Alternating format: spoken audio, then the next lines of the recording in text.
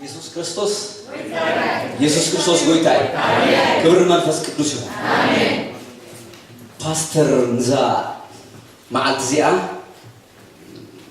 ቃል አምላክ ከምዝምጽ ምሰዛረበኒ ኣብ ቅድመ አምላክ ይወድያ አሜን ንምንታይ እቶ ቃሉ ዝዝበካሱ አሜን ስለተፈልጦ አይተሰኮኒ ፍልጠት አለኝ ካስ አይቶም ጾሪ አና ዘገረመኒ ና ቃል አምላክ ካብ ዘገረመኒ ነገር ከምዝ ፈልጦ አይፈልጥን ሃራይ ዲፈክት ይበስ አንዲ በይኒ አንበርኩ ቃል አምላክ ውሽጣሌሉ የለን ይላስ ከሐሰብ ካዮግን ከምሩባ አብልበኸ ይፈስ አሜን ክብር ለመንፈስ ቅዱስ አሜን እዚ ቃል አምላክ ዝቆጻጸሮ አለው ማለት ዋና አለው ማለት ምን አይሰብ ጥበብ ፍልስፍና አይመጸን አሜን ንዚዩ ጴጥሮስ ከዛረብ ከሎ ናይት ገናና ክቡር ዝሆን አምላክ ቃል ይውዚ ቅዱሳን ነቢያት መንፈስ ቅዱስ ተመሪሑ ጽፎ ወንበር ትንቢት ከቶ በሰፈቃድ አይመጸን ማንም ሊገዛ ራሱ ኮንደሬስ ክትርጉሞ አይገባልዮ መንፈስ ቅዱስ ምርስ ተጻፈ ቃል ንዑድ ማ ዝገልጸና አውሽና ዘሐደረ መንፈስ አለ ክብር ለአምላክ ይሁን ክብር መንፈስ ቅዱስ ይሁን አሜን ስለዚህ ሎማዓንቲ ከካፍለኩም ዘሐሰብኳ ቃል ምዕራፍ 2 ሉቃስ ወንጌል ካብ ቁጥር 25 ክሳብ 32 ዘላ በባይ ሉቃስ ወንጌል ምዕራፍ 2 ካብ ቁጥር 25 ክሳብ 32 ዘላ እነሆ ድማ ኣብ ኢየሩሳሌም ስምዖን ዝበሃል ሰብኣይ ነበረ እዚ ሰብኣይ እዚ ጻድቕ ንኣምላኽ ዝፈርህ ምጽናዕ እስራኤላውያን ዝጽበ ነበረ መንፈስ ቅዱስ ድማ ነበሮ ነቲ ቅቡእ እግዚአብሔር ከይረኣየ ሞት ከም ዘይርኢ ድማ መንፈስ ቅዱስ ተገሊጹሉ ነበረ መንፈስ ከዓ ናብ ቤተ መቅደስ መጸ ነቲ ኢየሱስ ህፃን ውሉድ ከም ልማድ ሕጊ ክገብሩሉ ምስ ኣእተውዎ ንሱ ድማ ኣብ ኢዱ ሓቆፎ ንኣምላኽ ኣመስገነሞ ወጎይታ ነቲ መብረኽ ኣሕዛብ ብርሃን ንህዝብኻ እስራኤላውያን ክብረት ምእንቲ ክኸውን ኣብ ቅድሚ ኩሉ ህዝቢ ዘዳለኻዮ ብርሃን ካብ ኣሕንተይኻ ብረኣያ ሕጂ ከምቲ ዘረባኻ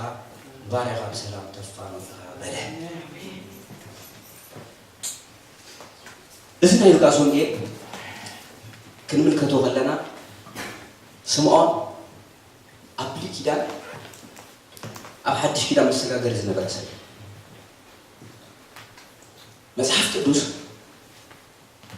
ክዛረበና ከሎ ኣብ ስምዖን መንፈስ ቅዱስ ነበሮ መንፈስ ቅዱስ ነበሮ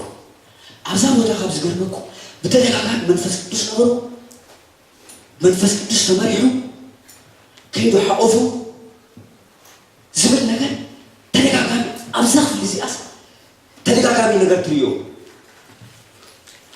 ስምዖን ናይ እስራኤላውያን ምጽናዕ ዝጸባበ ዝነበረ ሰብ እዩ እስራኤላውያን ብትእዋን እቲ ኣብ ትሕቲ መግዛእቲ ሮማውያን ዝነበሩ ኩሉ ነገራቶም ብሽሹ ዝበለ ተስፋ ኣምላኽ ከም ዘለዎም ዝፈልጡ ግን ንምንታይ ከም ዝኾይኑሎም ድማ ኣብ ኣእምሮኦም ሕቶ ዝነበሩ ነይሮም ስምዖን ግን ካብቶም ግዜቲ ዝነበሩ ህዝቢ ፍልይ ዘብሎ ሓደ ነገር ኣሎ መንፈስ ኣምላኽ ምስኡ ነይሩ ንትቕዎ ኣምላኽ ኣይሰሓቶም ስለዚህ ሎማ አንተ ክዛረብሉ ዝደሊ መንፈስ ቅዱስ ምን መንፈስ ቅዱስ ምን አበምሩና እስኪ ናስብ መንፈስ ቅዱስ ምን ከም ሓድሽ ኪዳን ኣመንቲ መንፈስ ቅዱስ ምን መንፈስ ቅዱስ ካብ ስላሴ አካላት ሓደ አማቴዎስ ወንጌል ምዕራፍ 18 ምዕራፍ 28 ቁጥር 19 ኬልኩም ጌታ ኢየሱስ ክርስቶስ دك مثلا تخزم كله بأبول منفس قدوس الزوم تملكته منفس قدوس عملاق ملكوته سجدت عمله كبير زبوي منفس قدوس عبدك سبات معدار جمر بحدش كده لا يكون أمور هسري أيفس سلام بدو بالكيان أبستفر عليه سبات نيرو نايزون سبات زياتو عم مصحف قدوس كم قوه وجههم دريهم سبات اتميشتر حدا نغيرو منفس قدوس نبرم زمتنا مش منفس قدوس نبرم متأسسا لو ما عندي كم محبر أملاك كن فلتو زغبا أنا نغيرالو منفس قدوس مالي أنا لو ما عندي زاربكم زلهم بزعبا وربت منفس قدوس هيقول منفس قدوس مالي أملاك منفس قدوس بوتا عبي وطنا خدمو يدليو هذا نقدر كذلك منفس قدوس كارس الله سي أكالات حدي مسعب الولد معارض غبر زود الزملة سجدلو ملكوتاوي أكال قال أي ملكوتاوي بحرياتنا منفس قدوس عبراوين نملكوت بعض بحريات له ملكوت كله يفلت كل يغرب أب كل وتا يركب نمفت أركلته حجون كموي منفس قدوس أملاك إذا أملاك استفر عليه سبات هلو استفر عليه أمنك زلوا ما تعسى سبات زلوا زعبا منفس قدوس زاربوا سبات هلو ساتهم من تغانيهم أبقي قال ودي قومي مصحف قدوس زعبا منفس قدوس ملكوتاونا personality انتهى برانش عدة قصر أستتر بعده كله يكعله يبلن كله خمسة ثلاثة كله خال الناس عملاق قتلوا قدام يا كورنثوس أسرت ثلاثة أسرت حدا كله يفلت نحكي كورا نعيز على فكورا قرانا قلبي زي كجبرة كله أنتم عدو تصويره كله يفهم قدام كورنثوس كان تأثرت أب كل وتها يركب مزمور دم 230 شعتن كبشبعت أثرت تتبوا داوود يزمروا مزمور كمان فسكاس نابل أخذ خالد أفسيول تورلكو الله ولا قال تفركوس الله كبخا كول هكذا منفس قدوس فطاري زفترت معرف حدا قطر حموشته إيوب 33 قطر 4 تنبيت إساياس معرف 4 كم 10 3 7 10 3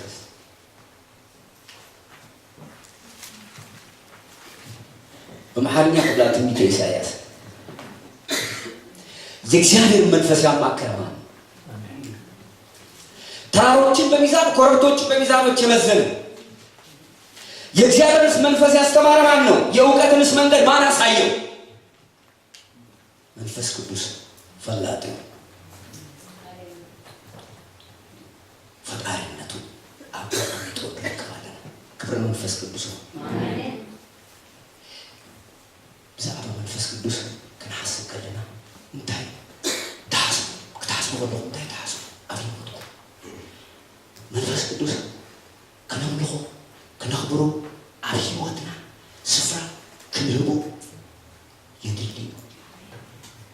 ጌታ ኢየሱስ ክርስቶስ ኣብ ዮሐንስ ወንጌል ዝተዛረቦ ዓብይ ነገር ኣሎ። እሱ ምሳኻትኩም ንዘለዓለም ክነብር እዩ። ንዘለዓለም ክነብር እዩ። መንፈስ ቅዱስ ምሳኻ መንፈስ ቅዱስ አለው አውሽጥና አስተቀመጠ መንፈስ አይነ ደስ ብሎ አውሽጥና ነው አውሽጥና ተቀመጠ አቦ እናንጽዋ አሉ መንፈስ ቅዱስ አውሽጥና የሐዋርያት ብዙ ሰባን ብዛዕባ መንፈስ ቅዱስ ካስብ ከሎ እንታይ ዝሓስብ ይመስለኩም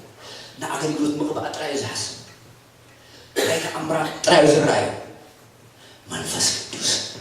ኣብ ግሊ ህይወትና ንረኽበዎ ግቡእ እዩ ኣብ ህይወትና ኣብ መነባብሮና ክመርሓና ከተሓዳድረና ከውፅኣና ክእትወና መንፈስ ቅዱስ ንዑ ዘለና ፍቕሪ ክንገልፀሉ ይደሊ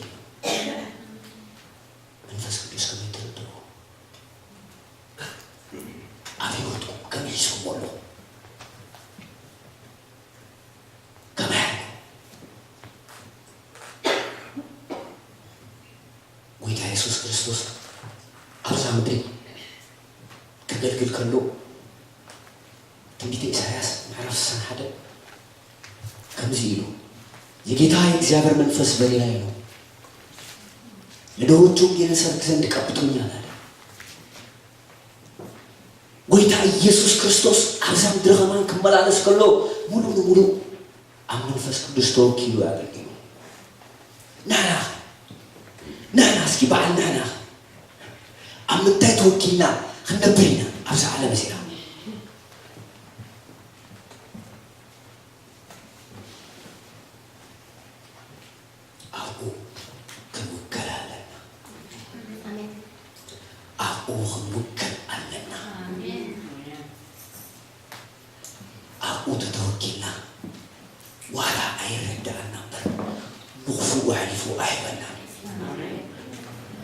ዋላ በእምሮና ለአል ዝኾነ ነገር ይሁን እንበር መንፈስ ቅዱስ የተፈካዩ ንዑ ግን ኣብ ህይወትና ቦታ ንሃቦ ኣብ ናብራና ቦታ ንሃቦ ኣብ ህይወትና ቦታ ንሃቦ ኣብ ስራሕና ቦታ ንሃቦ ኣብ ኣገልግሎትና ጥራይ ኣይኮነን ወይ ኣብ ማሕበር ኣምላኽ ክንመፅእ ጥራይ ኣይኮነን መንፈስ ቅዱስ ንፅውዖ በዛ የቋረጥ ምሳና ይነብር ክትሓዝን ይሓዝን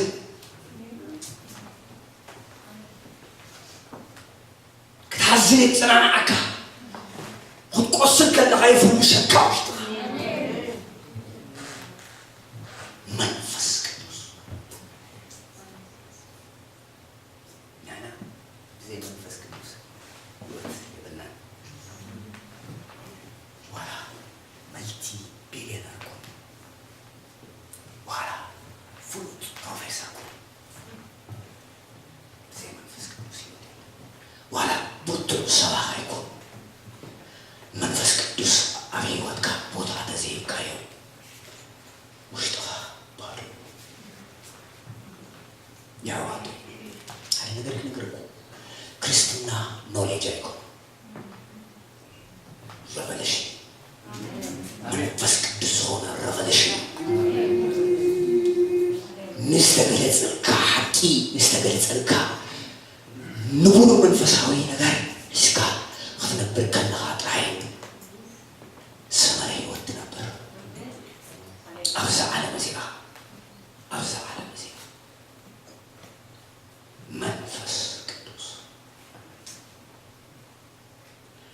መንፈስ ቅዱስ ኣብ ህይወትና ዘለዎ ቦታ ክንደየና እዩ ሎሚ ኸንመርመር ይሓተኩ ኣብ ህይወትና ቦታ ኣለዎ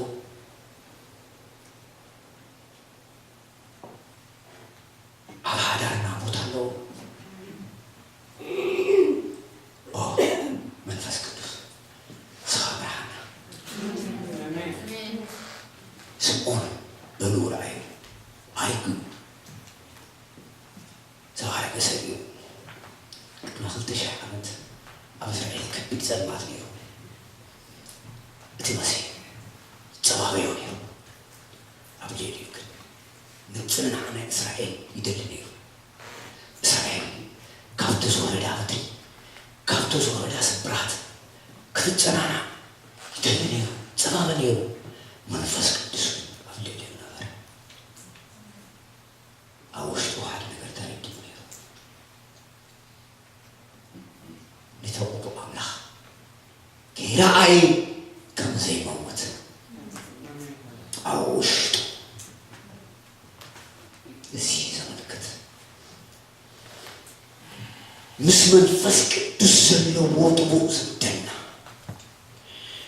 ምስ መንፈስ ቅዱስ ዘለው ወጥቦ ምትሰሳ መንፈስ ቅዱስ ምስ ዘለና ዝደና ነዝከፍ ከውኒና ዝደሊ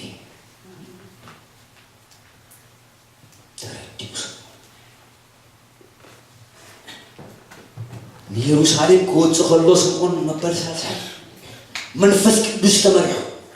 መንፈስ ቅዱስ መሪሑ አውሹ ነገስታት አሐቁፎ ልትመሲ አብ ኢየሩሳሌም ቤተ መቅደስ ነበሩ አበይት ቴዎሎጂያን ሰንዶም ለኸይና በተተመንቲ በከም ዘመን አዘራርባ ካህናት አሐቁፎ ክርስቶስ መንፈስ ቅዱስ የተመለአ ውስጡ መንፈስ አምላክ ዝመለአሰ ምጥና እስራኤል ነአሕዛብ ብርሃን ንህዝብ ኪዳን ዝኾነ ኢየሱስ ክርስቶስ መድህን ዓለም ሓዊፉ ሕጂ ተዛዚና ናብ ቦታ ይወሰድ ሓሳብ በይሰሚረ እዚ መንፈስ ቅዱስ ተመሪሑ ንመንፈስ ቅዱስ ዘለዎ ቦታ ንመንፈስ ቅዱስ ዝሃበው ስፍራ ዓብይ ስለዚህ ነበር ጻድቅ ፍርሃት አምላክ ዝነበሩ ድማ ሰብ ጻድቅ ጥራይ ጻድቅ ማለት ቅንዕናን ትክክለኛ ነገር ምግባር ማለት ካል ነገር ትጉኝ ነገር ፍርሃት አምላክ ነው ፍርሃት አምላክ ኣብ ልብኻ ተጠፊኡ ሓደ ነገር ክነግረካ ተጠውል ከነብስኻ ፈትሽ ድፍእ ዘብለካ ተሆን ፍርሃት አምላክ ኣብ ልቡ ዝሓደሮ ሰብ መንፈስ ቅዱስ ተቆጣጠሮ ጥራይ መንፈስ ቅዱስ ዘይተቆጣጠሮ ሰብ አፉ ከም ድሌቱ ይሰዶ ቃሕ ናብ ዝበሎ እዩ ዝኸይድ ፍርሃት አምላክ ዝሓደሮ ሰብ ፍርሃት አምላክ ኣብ ልቡሎ ካብ ዝገርመኩም ትንቢት ኢሳይያስ ምዕራፍ 11 ብዛዕባ ጎይታ ኢየሱስ ክርስቶስ ተዛረቡ ዘገር ኢሳይያስ 11 ካብ 2 ክሳብ 3 ተትዮ ከንብበልኩም ከምዚ ዝብል ኣብ ልዕሊኡ ድማ መንፈስ እግዚአብሔር መንፈስ ጥበብ አእምሮ መንፈስ ምክር ኃይል መንፈስ ፍልጠት እግዚአብሔር ፍርሃቱን ከዓርፎዩ ታጓሱ ኣብ ፍርሃት እግዚአብሔር አይኑ ከም ትይ አይክፈርድን እዙ ከም ትሰምዕ ከዓ አይክብይንን ፍርሃት አምላክ ኣብ ልብነ አይኑ ከም ትይስ አይክፈርድን ፍርሃት አምላክ ኣብ ልቡ ሰብ ክሓድር ዝኽእል መንፈስ ቅዱስ ተጠቆጻጽዮ ህይወትና ክምርምራ ዘመን ዘለናዮ ዘመን ህይወትና ከምርምሮ ይግባአና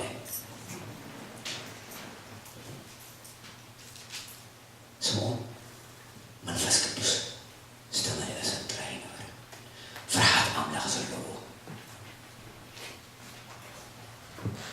ፍርሃት አምላክ ዝወፅእ ዝኣቱ ምፅና እስራኤላውያን ዝፅበይ بصنعة بتعجزت بتصلوت الشريع السبمات أملاك بتصيون دابل إلو خزق يهم دابل أملاك نزل سبيو من فز تبابيو من سلو هذا نقدر كنقرأكم قويتها بزيو خزاري بخيلي نفسه كفنا يقول بمعنى الدرجة التسفاق بعد من يقبلوا بمنفس تصبابيو بمنفس كنتصبابيو لنا فوسنا هنقبل توينا بمنفس كنتصبابيو لنا مترنا تصبابي تونا بمنفس كنتصبابل لنا مس منفس قدوس زل طبوق سندنا وسالي كبرنا الله يهون كبرنا منفس قدوس يهون كبرنا أملاك يهون كبرنا منفس قدوس يهون منفس قدوس أب هيوتنا كما يهون هيوتنا نفتح أنا أبزحت صار أدمي وجهنا قريه أبزحت صار نعقل قلوت أدمي قويتا منفس قدوس بزح استزارب له قد مستي استزارب له كي تراخبوا ناب قويتا زخدو يفلتي مستي دما استزارب له مستو قويتا استزارب له كي تراخبوا تحت كامبا تحتنا سلسة أفأترى سجيرو كيدي كل شيء منفس قدوس ملوسر تعود منفس قدوس ملوسر تعود እዚህ ማናትና ሮል ሞዴል ኢየሱስ ክርስቶስ ነው ጎይታ ኢየሱስ ክርስቶስ ከምዚሉ አነ በልባይ የዋህ ትዑትኒ ካባይ ተማሃሩ ቀምበሬድማ ልዝብዩ ሸርሜድማ ጸልዩ ኖ ካባይ ተማሃሩ በታህትና ከአምላክ በታህትና نقبل حد ነገር ከነገርኩ አገልጋሊ ቃል እንዳሰበከ ልብኩም ዝዳፋኩም ተሆኑ ጠቢኦም አለሁ ወይበሉ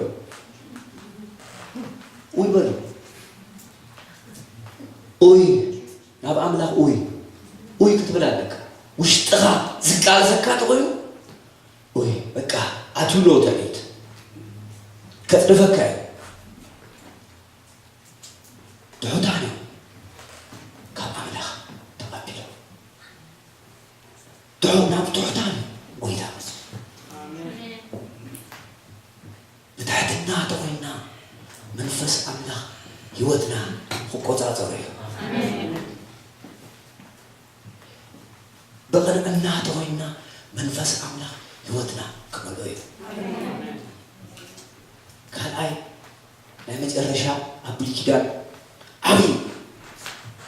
نريز نبرة إسرائيل كاب سلمات نبرة قويت أخمر حمص دليل زتنسو موسى بار سبي موسى مصحف قدوس كمسكرلو أم مدري خابس نبرو سبات كله تعوتني يربز بتعمل تعتني ناس أبلغ تحت الناس ملو أسر سلزنا نبرة كابز غرمكم نجار أملاك نتوم سبعة مسوم مسارح تخون نتوم استمرت سبعة أنا قرمن زوم سبعة مريض الله بلوس بقى كابتن اللي خازن له منفس سرقة نابوه قبي بانك جيرو بانك نايمن فسك دوس بانك አይገርምኩም አሞዳታል ማኸይድ ከሎ አብለው አወድነው ልጅ ኢያሱ ይድቃጽ አነሉ ናይ ጥበብና ፍልጠትን መንፈስ ከመላይ መንፈስ ቅዱስ ኩልሻ ምስተዋታት መንፈስ ቅዱስ ምስተዋታት ሀራሪ ዚኮ ያረካኩ መጽሐፍ ቅዱስ bizarre የሰው ልብ እጅግ ክፉ ተንኮለኛ ነው ማንስ ያውቀዋል አነ ግን خملስ ከለው ሆነ ተቃ አምላክ ፈርቶ ይያዝ አኔ ፈርቶ ነው አምላክ ግን ፈርቶ አራረ ጊዜ አረብና ሐፋፍ ከልከ እንዳስጋኻ ሆፍ ባብል ሰሃኮ ይቆንካ ዝገብር ዘሎ ጎይታ መንፈስ ቅዱስ ዝገብር ዘሎ ስሉ هذا ነገር ከነገርኩ አገልግሎት ጥራይ ይቆራል ምስ መንፈስ ቅዱስ መንባር ይወጣና ምስ መንፈስ ቅዱስ ምንባር ምሳኻ ተላቂኻ ነበር ምሳኻ አይጠፍእኒና ከነገረኩም ምስ መንፈስ ቅዱስ ተላቀበ ሰብ ኢዮርብዓም ኣብ ዝነበረሉ እዋን ንጉስ ኢዮርብዓም አኪያ ዝበሃል ነብይ ነይሩ ክነግስ ተዛረቡ ንጉስ ከም ዝኸውን ኢዮርብዓም ኣብ መገዲ ተጸቢብ ዝተዛረበ ነብይ ነይሩ ኪሪስቲ ክነግስ ዝተዛረበኒ ነብይ አለው ኢሎ ምስ ጸበቦ እኮ ያዓቡ ኪሪስቲ እቲ ሰብኣይ ድማ ኣሪጉ ዓይኑ ዓዊሩ ነይሩ ዓይኑ ተዓወረ ኣብኡ ዝርኢ ኣምላኽ ነው دهار هاتيا تشكيدي خفلتكي ناشراسنا تشفافينكي اتوي تشفافين هاتيا او سبيتي يروبا مكو عبد الحمد زاخي اتوي خوفلي اتودو بسلام كقبلوا الزهر بقى سواي كدما خمس خوني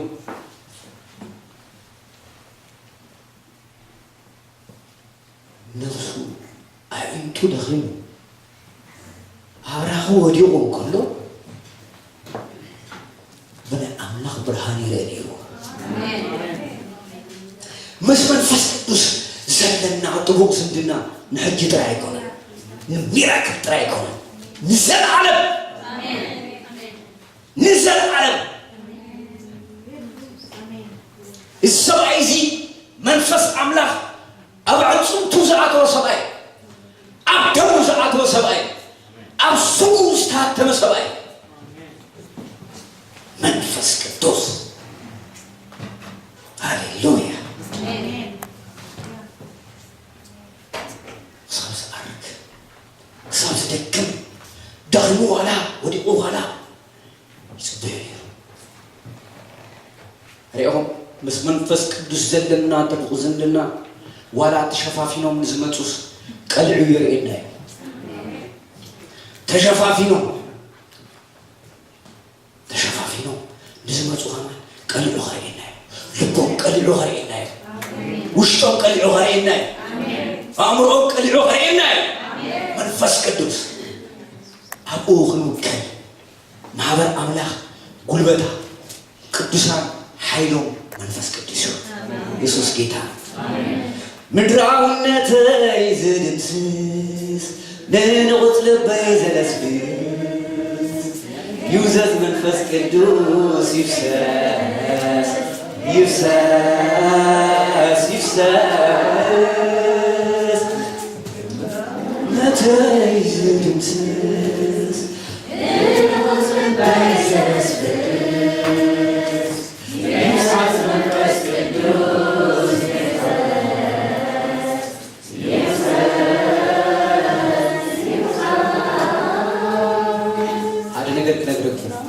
بس منفس قدوس كتقرؤوا بس بعضكم سبعة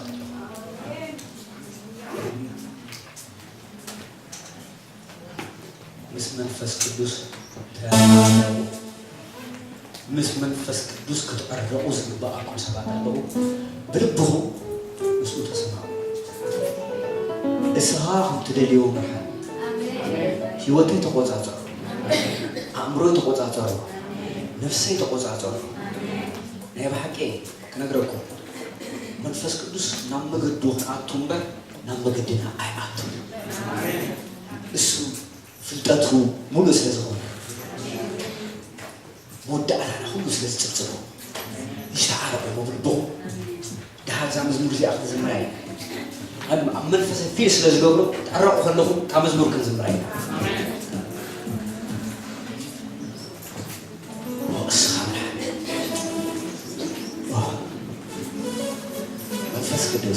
تسمعوا كديولكم اتي زرحاقكم سلام كملسوا اتخوشتكم زغدلكم تسفا مليو بس تسمعوا هاليلويا